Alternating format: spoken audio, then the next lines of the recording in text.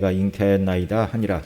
다윗이 요압에게 기별하여 햇사람 우리아를 내게 보내라 하매 요압이 우리아를 다윗에게로 보내니 우리아가 다윗에게 이르매 다윗이 요압의 안부와 군사의 안부와 싸움의 어떠한 것을 묻고 저가 또 우리아에게 이르되 내 집으로 내려가서 발을 씻으라 하니 우리아가 왕궁에서 나가매 왕의 식물이 뒤따라 가니라. 그러나 우리아는 집으로 내려가지 아니하고 왕궁 문에서 그 주의 신복들로 더불어 잔지라. 혹이 다윗에게 고하여 가로되 우리아가 그 집으로 내려가지 아니하였나이다. 다윗이 우리아에게 이르되 내가 길 갔다가 돌아온 것이 아니냐. 어찌하여 내 집으로 내려가지 아니하였느냐. 우리아가 다윗에게 고하되 언약궤와 이스라엘과 유다가 영책 가운데 유하고 내 주 요압과 내 왕의 신복들이 밭과 들에 유진하였거늘 내가 어찌 내 집으로 가서 먹고 마시고 내 처와 같이 자리이까. 내가 이를 행치 아니하기로 왕의 사심과 왕의 혼의 사심을 가리켜 맹세하나이다. 다윗이 우리아에게 이르되 오늘도 여기 있으라. 내일은 내가 너를 보내리라. 우리아가 그날에 예루살렘에 유하니라. 이튿날 다윗이 저를 불러서 저로 그 앞에서 먹고 마시고 취하게 하니 저녁 때에 저가 나가서 그 주의 신복으로 더불어 침상에 눕고 그 집으로 내려가지 아니하니라. 아침이 되매 다윗이 편지를 써서 우리아의 손에 붙여 요압에게 보내니 함께 읽습니다. 그 편지에 써서 이르기를 너희가 우리아를 맹렬한 싸움에 앞세워 두고 너희는 뒤로 물러나서 저로 맞아 죽게 하라 하였더라. 아멘. 찬송가 395장, 새 찬송가는 324장 찬송 드리고 주의 말씀 듣겠습니다.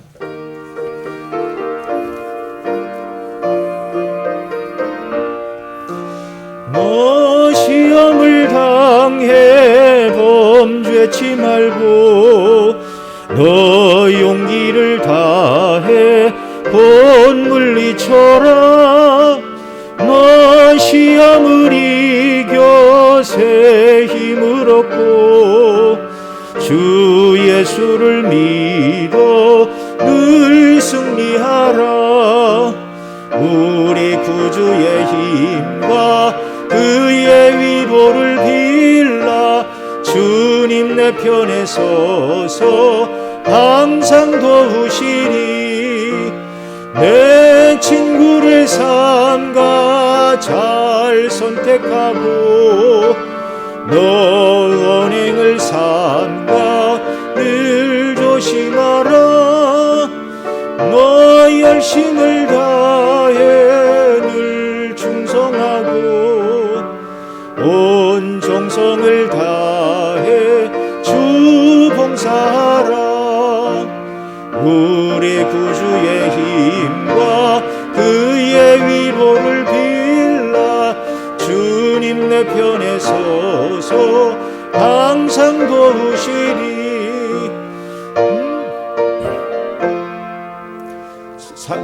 상 주시리니 너 낙심치 말고 늘 전진하라. 구세주 예수 힘 주시리니 주 예수를 믿어 늘 승리하라.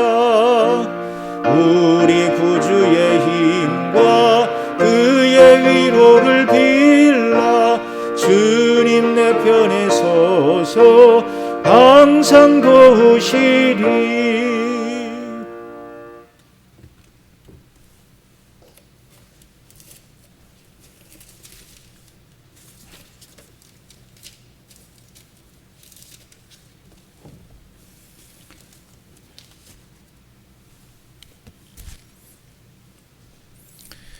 우리 지난 시간에 이어 오늘도 사무엘하 11장 본문 말씀을 통하여 다윗의 범죄를 기록하고 있는데요. 우리에게 주시는 교훈을 받기를 원합니다.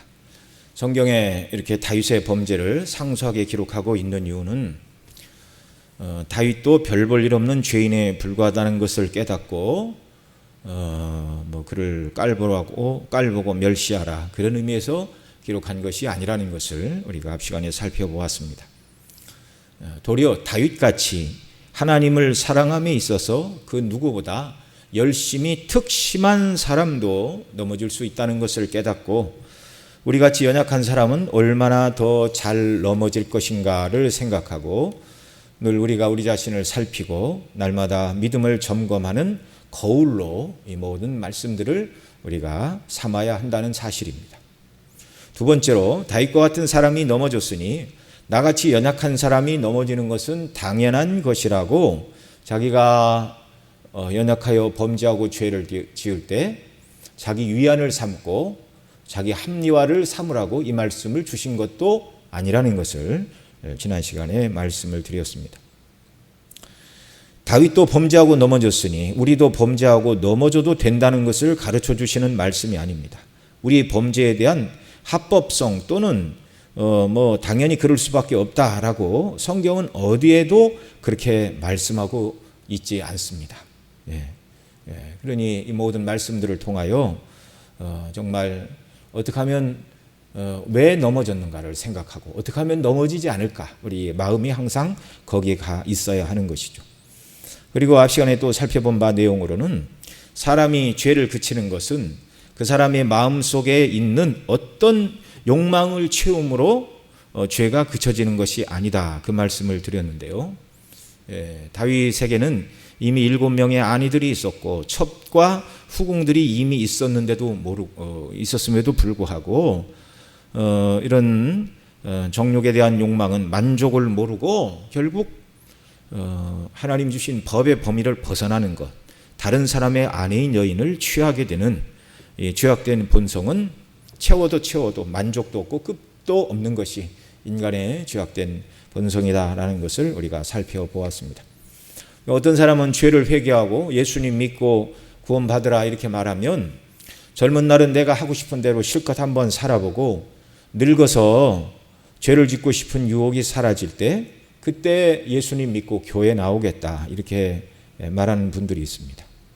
그때 가면 육신의 정욕, 안목의 정욕, 이생의 자랑 중에서 어떤 것은 욕망이 사그라드는 것도 있겠지만 계속해서 인간의 마음속에는 꺼지지 않는 이 욕망이 작동을 하여 절대로 눈을 감고 죽기 전까지는요, 이제는 죄를 많이 지었으니 회개해야 될 때라고 인간 본성은 말하지 않는다는 것을 우리가 알아야 됩니다.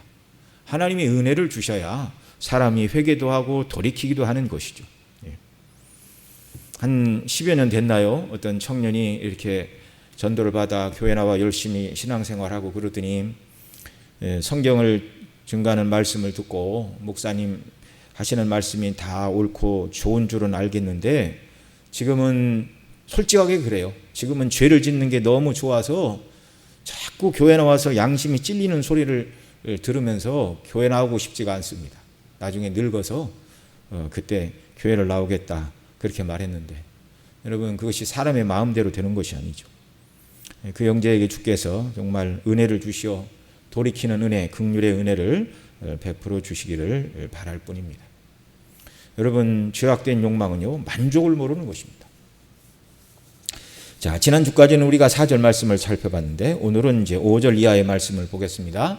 오늘 본문 5절 함께 읽겠습니다. 여인이 잉태함에 보내어 다윗에게 고하여 가로되 내가 잉태한나이다 하니라. 정상적인 부부 사이에서 아이를 잉태하는 것은 하나님의 큰 축복입니다.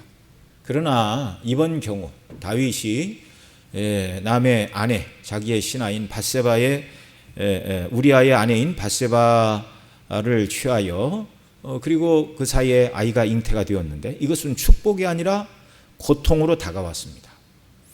민수기 32장 23절에 보면 너희 죄가 정녕 너희를 찾아낼 줄 알라 이렇게 말했는데 이 다윗의 악행이 만천하에 이제 드러나게 될 그런 처지가 된 것이죠. 남편을 배반한 밧세바는 돌에 맞아 죽을 운명이요 다윗은 왕으로서 목숨을 부지할 수 있을지는 몰라도 그동안 사람들에게 받아왔던 좋은 평판과 존경 대신 비난과 손가락질을 이제 감수해야 될 그런 형국이 되었습니다. 자, 자기들의 죄가 이제 밖으로 드러나고 있어요. 이 문제를 해결하기 위하여 다윗은 어떻게 하였습니까? 회개하고 모든 것을 내려놓고 하나님께 은혜를 구해야 했습니다. 그런데 다윗은 그렇게 하지 않았습니다. 자, 다윗이 무슨 일을 했습니까? 오늘 본문 6절로 8절 말씀도 봅니다.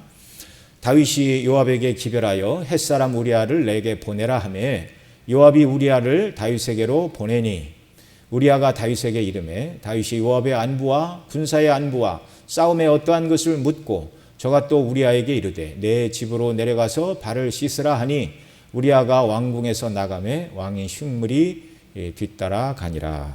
자, 우리아를 전쟁터에서 불러들여 다윗이 요압과 병사들의 안부를 묻고 정말 전쟁의 상태가 어떻게 되느냐 또 이것도 묻고 또 수고했다라고 위로하고 집에 가서 쉬라고 특별 휴가를 준 것이죠. 그리고 왕의 식물이 우리아의 뒤를 따라갔습니다. 다윗은 이런 정말 다윗에게 우리아에게 휴가를 주는 이 일을 통해 밧세바에게 잉태된 아기가 우리아의 아기가 되게 하려고 지금 이렇게 인간적인 방법을 찾고 있는 것이죠.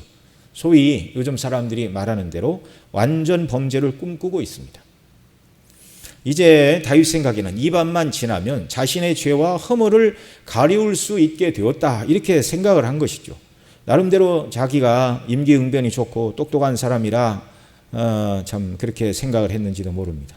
그러나 우리아는 다윗의 기대대로 집에 내려가지 않았습니다. 9절로 10절 말씀 또 우리가 읽습니다. 그러나 우리아는 집으로 내려가지 아니하고 왕궁 문에서 그 주의 신복들로 더불어 잔지라. 혹이 다윗에게 고하여 가로되 우리아가 그 집으로 내려가지 아니하였나이다. 다윗이 우리아에게 이르되 내가 길 갔다가 돌아온 것이 아니냐 어찌하여 내 집으로 내려가지 아니하였느냐 이렇게 묻습니다. 자, 우리아는 집으로 내려가는 대신 왕궁 문에서 그 주의 신복들과 더불어 잠을 청하였습니다. 우리아가 집에 가지 않았다는 소식을 전해 들은 다윗이 답답한 마음으로 우리아를 불러서 묻지요. 내가 길을 갔다 돌아온 것이 아니냐 어찌하여 내 집으로 내려가지 아니하였느냐 이렇게 다윗이 우리아에게 물을 때 우리아가 다윗에게 한 대답이 11절에 기록되고 있습니다. 자, 우리아는 뭐라고 대답합니까? 같이 읽습니다. 우리아가 다윗에게 고하되 언약궤와 이스라엘과 유다가 영체 가운데 유하고 내 주 요압과 내 왕의 신복들이 바깥 들에 유진하였거늘 내가 어찌 내 집으로 가서 먹고 마시고 내 처와 같이 자리이까 내가 이 일을 행치 아니하기로 왕의 사심과 왕의 혼의 사심을 가리켜 맹세하나이다. 만일 다윗이 범죄하지 않고 하나님과 생명의 교제가 충만할 때 같았다면 이 대답을 듣고 다윗이 하나님께 영광을 돌리며 또 그 충성스러운 우리아의 그 마음을 인하여 충성심을 인하여 뛸 듯이 기뻐하고 정말 어느 날 군대에서 공을 세운 사람에게 이렇게 계급을 한 단계 올려줍니다. 뭐 1계급 특진이든 2계급 특진이든 정말 특진을 시켜줄 정도로 우리아는 하나님 앞에서 그리고 자기의 또 군대의 주군인 요압과 그 모든 동료들과 그리고 무엇보다 다윗 왕 앞에서 신실하기 짝이 없는 그런 충성된 군인이었습니다. 그런데 다윗이 범죄하고 그 죄를 은폐하려 하는데 우리아의 충성은 다윗의 죄를 더 드러나게 하고 다윗을 더 비참하게 만들 뿐이었습니다. 내가 죄 가운데 빠지고 시험에 들게 되면 다른 사람이 하나님 앞에 믿음으로 견고히 서 있는 모습이 미워 보이고 원망스러워 보이게 된다는 말이죠. 평소 같으면 기뻐하고 더 그렇게 충성을 다하여 하나님을 섬기고 왕을 섬겨야 될 것이다 이렇게 권면해야 될 입장인데 도리어 자기가 죄에 빠지고 죄를 덮기를 원하니 적당히 좀 하지 지가 언제부터 그렇게 정말 믿음 있는 충신이었다고 내 말을 듣지 않는가 이런 불평과 불만이 다윗의 마음속에서 솟아났을 것입니다. 내 말을 듣고 집에 가서 쉬면 좋은데 어찌하여 이 일을 이렇게 이 지경으로 만드는가. 우리아에게는 잘못이 하나도 없고 하나님 앞에 바른 일을 행했을 뿐임에도 불구하고 범죄한 다윗의 마음은 불편하기가 이를 데가 없었다는 말입니다. 이것은 사람이 죄에 떨어지게 되면 이렇게 사람을 비참하고 누추하게 만든다는 것을 우리가 알아야 됩니다. 죄는 잠깐의 즐거움을 줄 수 있을지 모르지만 잠깐의 죄의 나의 대가는 비참함과 누추함과 고통뿐이라는 것을 알아야 됩니다. 이 성경이 누누이 이것을 가르치는 거예요. 우리아가 다윗에게 대답하기를 여호와의 언약궤와 백성들이 영체 가운데 유하고 자기의 상관인 요압과 왕의 신복들이 바깥 들에 유진하는데 내가 집에 가서 내 아내와 함께 편히 잘 수는 없다라는 이 고백의 말을 들을 때, 전쟁의 때에 이 11장은 왕이 출전할 때가 되었는데 왕이 출전하지도 않았고 도리어 남의 철을 탐하여 남의 철을 빼앗은 다윗의 죄를 지적할 뿐만 아니라 다윗의 무디어진 양심을 자극하고도 남는 충성스러운 고백이었습니다. 어떻게 보면 하나님께서 이 우리아의 이 대답을 통하여 다윗의 양심을 자극하여 빨리 회개하고 돌이키라라는 그런 하나님의 권면이 담겨 있는 그런 표현들이죠. 이 우리아의 고백을 들었을 때 다윗이 회개하고 자기 잘못을 하나님께 고하고 우리아에게 사실을 말하고 용서를 빌었으면 더 좋았을 것입니다. 우리아의 충성스러운 이 대답은 다윗이 얼마나 나태하고 하나님에게서 멀어져 있는지를 드러내줄 뿐이었습니다. 이 말을 듣고도 다윗은 돌이키지 않고 어떻게 해서든지 인간의 꾀로 위기를 모면하려 하고 있습니다. 이제 충성스러운 우리아의 대답을 들은 다윗은 어떻게 하고 있습니까? 12절 13절 말씀 또 같이 읽습니다.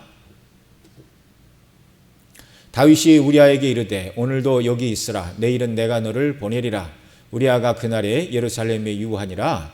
이튿날 다윗이 저를 불러서 저로 그 앞에서 먹고 마시고 취하게 하니 저녁 때에 저가 나가서 그 주의 신복들로 더불어 침상에서 눕고 그 집으로 내려가지 아니하니라. 자, 다윗이 자기 죄를 감추려는 인간적인 방식은 완전히 실패하고 말았습니다. 완전히 실패하고 말았습니다. 자기 죄를 해결은 아니죠. 자기들을 사람들 앞에 덮어보려고, 그런데 피 흘리지 않고 덮어보려고 어떤 표도 나지 않게 부드러운 방법으로 죄를 덮어보려 했으나 이 방식이 통하지 않는다는 것을 이제 깨달은 다윗은 자기의 죄와 허물을 감추기 위해 이제 더 강력한 방법을 사용하게 됩니다. 그것이 이제 14절 이하의 말씀인데요. 14절로 20절 말씀 우리 한 목소리로 같이 쭉 함께 읽습니다. 아침이 되매 다윗이 편지를 써서 우리아의 손에 붙여 요압에게 보내니 그 편지에 써서 이르기를 너희가 우리아를 맹렬한 싸움에 앞세워 두고 너희는 뒤로 물러가서 저로 맞아 죽게 하라 하였더라. 16절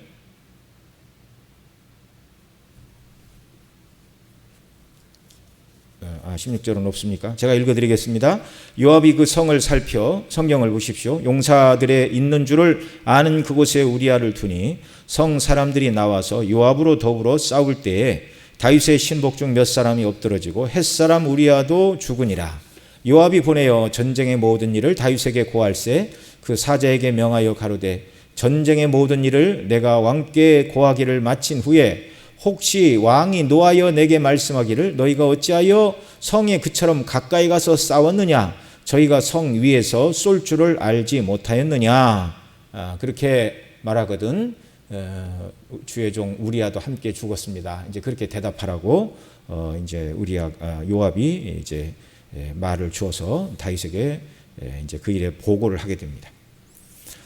자, 우리가 읽은 이 말씀처럼 다윗은 우리아의 편에 편지를 붙여 요압에게 보냈는데 바로 이 우리아를 아람과의 전쟁터 최전선에 내보내고 다른 사람들을 후퇴시켜 저로 맞아 죽게 하라, 살에 쓰여서 죽게 하라, 그 말이죠. 이 편지를 받았을 때 요압은 뭐 크게 생각을 하지 않았을 것입니다.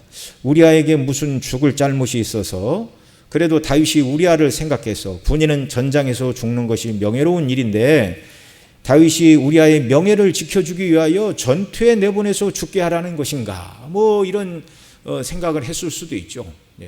그 전쟁통에 나가 있는 요압이 다윗이 우리아의 아내를 취하여 지금 아이를 잉태했다는 그런 사실을 어떻게 알겠습니까? 아무도 모르는 사실이죠. 까마득한 사실이죠. 결국 다윗의 이 편지대로 요압이 실행을 해서 우리아가 죽었고 또 우리아와 함께 죄 없는 몇 사람이 함께 그 전쟁에서 죽임을 당하게 됩니다. 물론 외국과의 전쟁에서 병사들이 다치기도 하고 죽기도 하고 목숨을 잃는 것은 어찌 보면 피할 수 없는 일처럼 보이는데요. 수많은 전쟁을 통해서 다윗은 많은 대적들을 죽이기도 하고 사로잡기도 하고 그렇게 했을 것입니다. 그러나 전쟁이 일어나 하나님을 멸시하고 하나님의 백성 이스라엘을 공격하는 대적들과 싸워서 이기고 그들을 죽여 멸하는 것과 죄 없는 자기의 신하를 자기의 죄를 덮기 위하여 정말 악한 방식으로 자기 신하를 죽이는 것은 전혀 다른 문제입니다. 이것은 전혀 다른 문제입니다. 왕이 할 수 있는 일이 있고 할 수 없는 일이죠. 하나님의 법에 비추어 이 일은 할 수도 없고 해서는 안 되는 일인데 다윗이 이 모든 연약과 허물에 빠져 넘어지고 있다는 사실입니다. 자, 완전 범죄를 다윗이 꿈꿨는데 쉽게 얘기하면 소기의 목적을 이제 달성을 했습니다. 예. 그래서 아무도 다윗의 이 일에 대하여 아는 사람도 없고 드러내는 사람도 없고 모든 문제가 이제 완전히 다윗의 의도대로 잠잠하게 해결된 것처럼 보여지게 됩니다. 예. 그래서 이 다윗이 이제 우리아가 죽었다는 이야기를 이제 듣고 그들에게 말하죠. 너무 염려하지 말라. 전쟁 때 사람이 죽기도 하고 살기도 하고 이기기도 하고 지는 것이다. 이제 그렇게 대답을 합니다. 참으로 안타까운 일이죠. 사람 사이에서는 이제 다윗이 행한 죄와 악이 다 잊혀졌는지는 몰라도 그러나 다윗의 이 죄는 하나님 앞에서는 감추어지지 않았습니다. 다윗이 이것을 모를 일이 없었는데 회개하지 않고 은혜를 구하지 않은 것은 참으로 안타까운 일이죠. 참으로. 26절 27절 그 다음에 사무엘하 11장 26절 27절 제가 읽어드립니다. 우리아의 처가 그 남편 우리아가 죽었음을 듣고 호곡하니라. 그 장사를 마침에 다윗이 보내어 저를 궁으로 데려오니 저가 그 처가 되어 아들을 낳으니라. 다윗의 소위가 여호와 보시기에 악하였더라. 아멘. 이제 사람의 생각으로는 모든 것이 다 끝났습니다. 완전 범죄를 이루었다 생각할 만한 형편이었는데 그러나 하나님은 보고 계셨습니다. 하나님은 속일 수 없었습니다. 다윗의 왕궁에 있던 신하들은 다윗에게 그 사실을 알았다 할지라도 아랫사람으로서 그 어떤 이의를 제기할 수 있는 형편이 아니었지만 하나님은 만왕의 왕이십니다. 다윗이 왕이지만 하나님의 종에 불과한 것이죠. 이 일로 인해 다윗의 집에는 재앙과 화가 떠나지 않게 되는 이유와 원인이 되었습니다. 이 뒤에 사무엘하 12장 9절로 12절 말씀 제가 읽어드립니다. 그러한데 어찌하여 이게 나단이 죄를 책망하면서 다윗에게 하는 말입니다. 그런데 어찌하여 내가 여호와의 말씀을 업신여기고 나 보기에 악을 행하였느뇨. 내가 칼로 햇사람 우리아를 죽이되 암몬 자손의 칼로 죽이고 그 처를 빼앗아 내 처를 삼았도다. 이제 내가 나를 업신여기고 햇사람 우리아의 처를 빼앗아 내 처를 삼았은즉 칼이 내 집에 영영이 떠나지 아니하리라 하셨고 여호와께서 또 이처럼 이르시기를 내가 내 집에 재화를 일으키고 내가 내 처들을 가져 내 눈 앞에서 다른 사람에게 주리니 이 사람이 내 처들로 더불어 백주에 동침하리라. 너는 은밀히 행하였으나 나는 이스라엘 무리 앞에 백주의 이 일을 행하리라 하셨나이다. 라고 나단 선지자가 이제 다윗에게 이 말을 하나님의 이 말을 전하게 됩니다. 다윗이 눈물로 회개하자 하나님이 용서하셔서 이 일로 왕이 죽지는 않을 것입니다. 그러나 왕이 지은 죄에 대한 징계는 뒤따를 것입니다. 칼이 다윗의 집을 떠나지 아니하고 재화를 일으키고 백주에 자기 아내를 빼앗기는 그런 일들.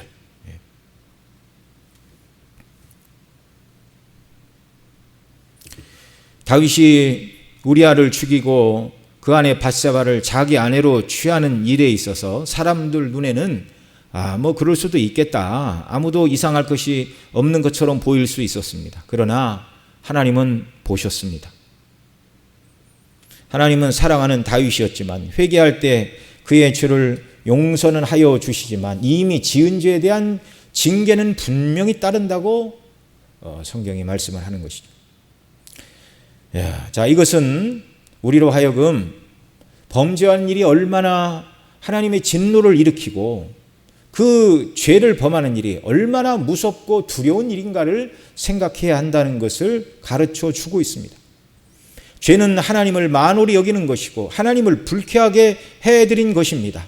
이 죄가 얼마나 나쁜 것인가 하나님께서 다윗이 당하게 될 징계를 통하여 분명하게 말씀해 주셨죠. 분명하게.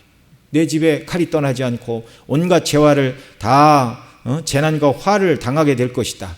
이것은 무엇이냐면 다윗이 지은 죄를 하나님이 불쾌하게 여기시고 다윗의 그 죄가 하나님을 만홀히 여기고 하나님을 공격하고 인간적인 표현으로 하나님을 거역하고 마음 아프시게 한 그 죄가 얼마나 심각하고 무섭고 저주스러운 것인지를 하나님께서 다윗이 징계를 당하는 것을 통하여 보여주고 계시는 것이죠.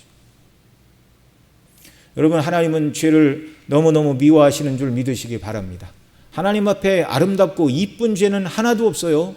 저와 여러분의 이 죄도 마찬가지입니다. 그래서 하나님께서 이 죄를 해결하시지 않으면 우리를 의롭다 하실 수 없고 자녀 삼으실 수가 없었습니다. 그래서 우리의 모든 죄를 예수님이 다 그 어깨에 짊어지시고 골고다 언덕에서 십자가에 못 박혀 죄값을 치르셨습니다.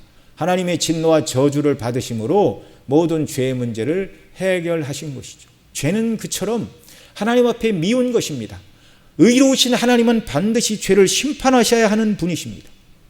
우리가 예수님 믿고 믿음으로 구원 얻었으니 정말 믿기 전에 지은 죄, 믿은 다음에 앞으로 지을 모든 죄를 예수님이 다 짊어지셔서 죄의 책임과 그 모든 형벌은 우리에게서 면하여지지만 우리가 죄를 지을 때 그 죄에 합당한 징계는 여전히 남아있다는 사실을 우리가 알아야 됩니다. 다윗의 소위가, 이 소위라는 말은 다윗의 그 행하는 행동을 말하는 것인데 여호와 보시기에 악하였더라. 잠언 15장 3절에 여호와의 눈은 어디서든지 악인과 선인을 감찰하시느니라 이렇게 말씀하고 계십니다. 여호와의 눈은 동서남북 산에나 들에나 또 건물 깊은 지하 주차장 어디라 할지라도 땅을 파고 사람이 수백 미터 땅속으로 내려간다 할지라도 선인과 악인을 감찰하시는 여호와의 눈은 어디에나 있다는 사실을 우리가 알아야 됩니다. 여러분, 우리가 어떻게 해야 죄를 이깁니까? 바로 이 사실을 1차적으로 기억하는 것입니다. 하나님의 눈이 항상 나를 보고 계신다. 내가 하나님의 면전에 살고 있다. 바로 이 모든 것을 보고 계시는 하나님의 눈이 지금 내 머리 위에 항상 계셔서 살피고 있다는 것을 기억하는 것. 이것을 기억함으로 죄를 이긴 사람이 바로 애굽의 총리가 된 요셉이었습니다. 젊은 나이 유혹을 당할 때 그의 나이가 28이라고 말씀을 드렸는데요. 요셉이 보디발의 아내의 유혹을 이길 수 있었던 것은 자신이 하나님 앞에 살고 있다는 것, 하나님이 이 모든 것을 보고 계신다는 것을 기억할 때 죄를 이길 수가 있었습니다. 내가 하는 모든 말과 행동과 마음의 심사를 하나님께서 다 보고 계신다는 그 면전의식, 이것을 신학적인 용어로 코람 데오 이렇게 말합니다. 하나님 앞에서 내가 하나님 앞에 서 있다. 하나님은 이 모든 것을 보고 계신다. 우리는 말과 행동에 있어서 사람들의 눈과 귀도 의식해야 되지만 그보다 더 중요한 것이 모든 것을 불꽃 같은 눈으로 겉모습의 행동뿐만 아니라 그 마음의 동기와 심사까지 살피시는 하나님을 늘 기억하고 살아야 하는 것입니다. 그래야 죄를 이기는 것이죠.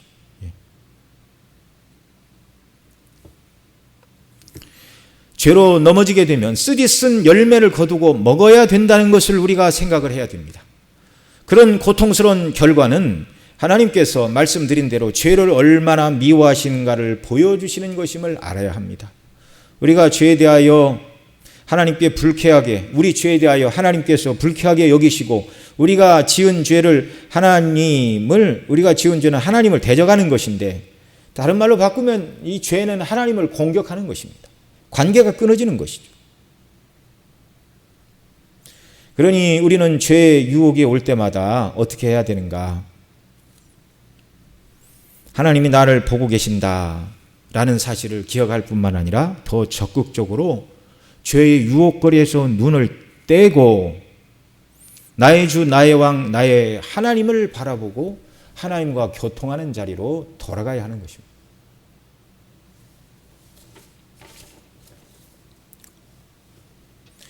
여러분, 우리가 하나님이 누구신가를 생각하고 하나님을 기뻐하게 될 때만이 죄를 이길 힘과 은혜와 능력을 하나님이 우리에게 주십니다. 빛과 어두움은 함께 할 수 없죠. 그래서 깜깜한 어두움이 임할 때 불을 켜게 되면 어두움이 물러가는 것처럼 이 죄에 대한 유혹이 밀려올 때 우리는 즉시로 하나님의 영광과 그 은혜를 묵상하고 기억하고 하나님께로 돌이켜야 됩니다. 그래서 우리의 심령에 불이 켜져서 밝은 빛이 우리 심령을 비추게 되면 죄에 대한 모든 욕구와 욕망과 그 모든 것들이 다 주변으로 사라지게 되는 줄을 믿습니다. 이게 하나님께서 주신 죄를 이기는 은혜의 방식과 원리이죠. 그래서 죄의 유혹이 밀려올 때 즉시로 우리가 주의 이름을 불러야 되고 하나님의 은혜를 기억해야 되고 기도해야 되고 감사해야 되고 베풀어 주신 은혜를 인하여 찬양하며 하나님 앞에 교제로 나아갈 때 그때가 바로 죄를 이길 수 있는 때라는 사실을 우리가 생각을 해야 됩니다. 또 지난주에 말씀드린 대로 죄의 욕망이 생길 때 그리스도의 십자가로 우리는 대적을 해야 됩니다. 갈라디아 4장 16절에 그러나 내게는 우리 주 예수 그리스도의 십자가 외에는 결코 자랑할 것이 없나니 그리스도로 말미암아 세상이 나를 대하여 십자가에 못 박히고 내가 세상을 대하여 그러하니라고 사도 바울은 고백을 하였는데요. 사도 바울은 세상과 자신 사이에 항상 십자가를 두고 살았습니다. 세상이 그 십자가를 뚫고 지나쳐 다윗에게 오지 못하게 한 것이죠. 또 자신이 세상으로 가고 싶은 이런 죄악된 욕망이 있을 때에도 그리스도의 십자가에 자신의 욕망을 십자가에 못 박는다. 사도 바울이 이렇게 말하고 있습니다. 아무도 하나님의 도우심과 은혜와 십자가의 능력을 의지하지 않으면 죄를 이길 사람은 없는 것입니다. 죄는 내 힘으로 이겨지는 것이 아닙니다. 하나님을 기억하고 그 능력과 은혜를 기억하고 우리의 죄의 문제를 해결하신 그리스도의 십자가의 대속의 은혜와 영광 안에서만 모든 죄를 이기고 하나님이 기뻐하시는 자리로 나아가게 되는 것이죠. 그리고 그리스도의 십자가를 통하여 우리를 사랑하신 하나님 아버지께 나아가 감사하고 찬미하고 기뻐하는 적극적으로 주님과 교통하고 성령을 의지하고 하나님께 영광을 돌리며 생명의 교통을 나누는 삶, 이게 하나님께서 저와 여러분 모두에게 원하시는 삶이죠. 예수님은 이것을 너희가 나를 먹고 내 살을 먹고 내 피를 마셔야 된다, 그렇게 말씀하셨는데 바로 예수님을 먹고 마시는 주님과 교통하는 삶, 이 삶이 우리를 더 거룩하게 하고 죄에서 우리를 지키고 정말 세상을 닮지 않고 하나님을 기쁘시게 하는 성도로 견고히 서게 한다는 사실을 거듭거듭 말하고 있는 것입니다. 저와 여러분 모두는 날마다 그리스도 예수 안에 거하는 자들이 되기를 바랍니다. 하나님의 눈앞에 내가 살고 있다는 이 코람데오의 의식 속에서 십자가를 의지하여 죄를 이기고 또 날마다 하나님과 생명의 교통 속에서 즐거움으로 죄가 아니라 하나님이 기뻐하시고 원하시는 선과 의를 행하고 주의 뜻을 이루어 나가는 저와 여러분 모두가 되도록 날마다 주께서 은혜를 베풀어 주시기를 바랍니다. 기도드리겠습니다. 사랑하시는 아버지 하나님, 오늘 또 오후 시간 이렇게 저희들 함께 모여 하나님을 찬미하며 하나님의 귀한 믿음의 사람 다윗이 연약하여 넘어지던 때를 생각하며 우리가 어떻게 해야 죄의 유혹을 이기고 하나님을 기쁘시게 할 수 있는 사람이 될 수 있는가, 주의 말씀을 상고하도록 은혜를 주셨는데 주여 이 은혜의 원리들을 늘 기억하고 믿음으로 살아가는 삶이 되도록 함께하여 주옵소서. 우리의 결심이나 마음으로 되는 것이 아니라 주의 성령께서 우리를 붙드시고 또 말씀으로 우리를 깨우치실 때만 가능하오니 날마다 이와 같은 은혜를 한량없이 우리 심령에 부어 주시옵소서. 우리 구주 예수님의 이름으로 기도드리옵나이다. 아멘.